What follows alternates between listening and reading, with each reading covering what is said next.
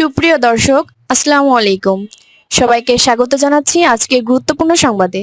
প্রথমেই জানিয়ে দিচ্ছি সংবাদ শিরোনাম, পরে বিস্তারিত। এক মাঘে শীত যায় না, এটা কিন্তু পুরনো একটা কথা আছে মুরব্বীদের। তো এটা আমরা আসলে না ভুলা যাই। সারা বাংলাদেশে গতকালকে বিএনপিকে নিয়ে মানুষ যে ভয়টা পাইছে, বা বিএনপির নেতারা অনেকটা যেটা ভয় পাইছে, রেকর্ড সংখ্যক ভোট পেয়ে বিএনপি পাশ করেছে। এখন এনসিপির মন্তব্য ভোটে কারচুপি হয়েছে। বাংলাদেশে কোনো দলকে কখনো বলতে শুনছেন যারা পাশ করছে যে ভোট মানে যে হাইরা গেছে, ভোট সুষ্ঠু হয়েছে? এটা বাংলাদেশের ইতিহাসে হয় না। এটা বাংলাদেশের চিরাচরিত নিয়ম। যে আসলে যে হাইরা যায় কয় আমার প্রার্থী ভাই এটা সেটা এটা সেটা।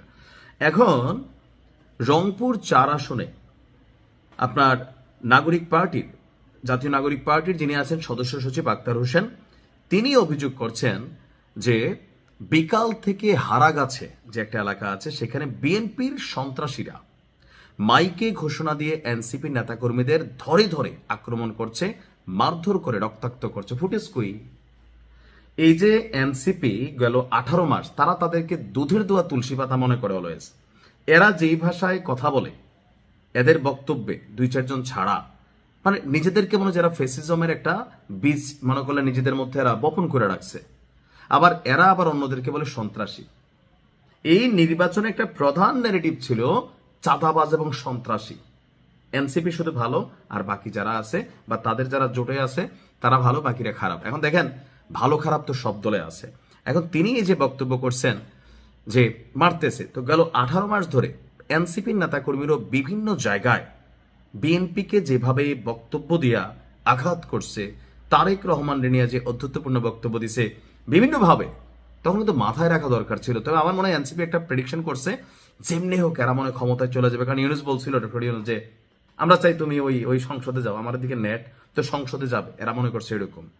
এখন যেসব এলাকায় আপনি বেশি গুতাই রাখছেন, গুতার তো রিয়েকশন হবে। নিউটনের তৃতীয় সূত্র কি? প্রত্যেক ক্রিয়ারই একটা বিপরীত প্রতিক্রিয়া আছে। তবে যদি ঘটনা সত্য হয়, তাহলে আমি মনে করি যে বিএনপি নেতাকর্মীদের সংযম ধারণ করতে হবে। কারণ আপনি মাত্র বিজয়ী হয়েছেন, এমন কোনো কর্মকাণ্ড করবেন না। তবে আমি যত জায়গায় দেখছি, দেখেন মির্জা আব্বাসের মতন লোক আমরা অনেকে মনে করতাম যথেষ্ট ঘাটতেরা, কথাবার্তা শুনলো মনে অনেক রাগী, কিন্তু গতকালকে তিনি কি বলছেন দেখেন, 2 দিন আমরা ধৈর্য ধরবো। এই যে এনসিপি ডাক দিছে ঢাকা 8-এ আসো, খেলা হবে এখানে। বিএনপির যদি ঢাকা 8-এর মানুষটা একটা মানে থুথু মারে, এনসিপির খুঁজে পাওয়া যাবে ওইখানে নাসিরুদ্দিন পাটোয়ারি। বি অনেস্টলি যেটা তো মির্জা আব্বাস বলছে, আগামী 2 দিন কোনোভাবেই উস্কানিতে পাওয়া দেওয়া যাবে না। তবে এরা যদি ভেজাল তৈরি করতে চায়, 2 দিন পরে আমরা রাজপথে নামবো। এটা তিনি বুঝাই দিচ্ছেন বিষয়টা কি।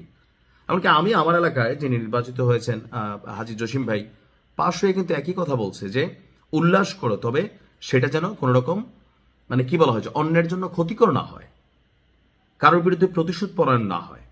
তো যেই 2-একটা জায়গায় হচ্ছে, বুঝতে হবে আপনার যে ওইখানে আগে এমন কিছু ঘটছে যেটার কারণে এখন আপনি হয়তো আইসা রিয়েকশন নিচ্ছেন বা প্রতিশোধ নিচ্ছেন।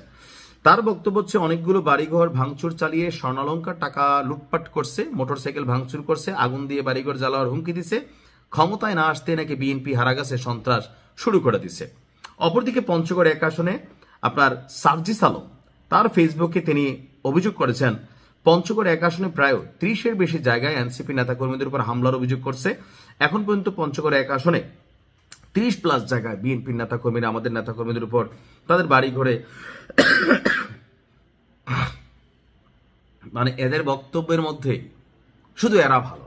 সার্জিস জনগণ জয় বাংলা করে দিছে, আমার বঙ্গবন্ধু লোল টোল ফালাইয়া ভাস ধরছিল মানে নির্বাচনের আগে, যে একদম সুফি সাধক। বাবা, বাংলাদেশের মানুষ কিন্তু এগুলো বোঝে। তোমরা সারাদিন যেসব বক্তব্য দিবা, এগুলো ন্যারেটিভ দিয়ে হবে না। এসব বক্তব্যের এগেনস্টে ফুটেজ লাগবে, প্রমাণ লাগবে, তাই না? আপনি একটা মন গড়া কথা বলে দিলেন, হইতেও পারে 2-একটা সত্য, তবে থাকে না যে ঘরে একজন ধাক্কা দিলে বাংলাদেশের মানে অভিযোগগুলো তো ভিন্ন রকম হয়। তবে আমি বিএনপির ভাইদের উদ্দেশ্যে বলবো, জোশে আইসে আবার হোশ হারায়েন না, এটা খেয়াল রাখেন। আমরা যখন কথা বলি, আওয়ামী লীগের সময় বলতাম, ভাই 9 বছর দেশে ঢুকতে পারে নাই কেন জানেন? যখন ক্ষমতায় আপনি বৈঠা যাচ্ছেন, আপনাকে যখন নিয়ে আমরা প্রশ্ন তুলবো, আপনার অন্যায় নিয়ে আমরা কথা বলবো, তখন হয় কি, ক্ষমতায় যারা থাকে তারা ক্ষমতার প্রয়োগ করে বসে আমাদেরকে থামানোর জন্য। আমরা এই কাজগুলো করছি, বিদেশ থেকে দেশে এসে সাহস করি নাই কেন?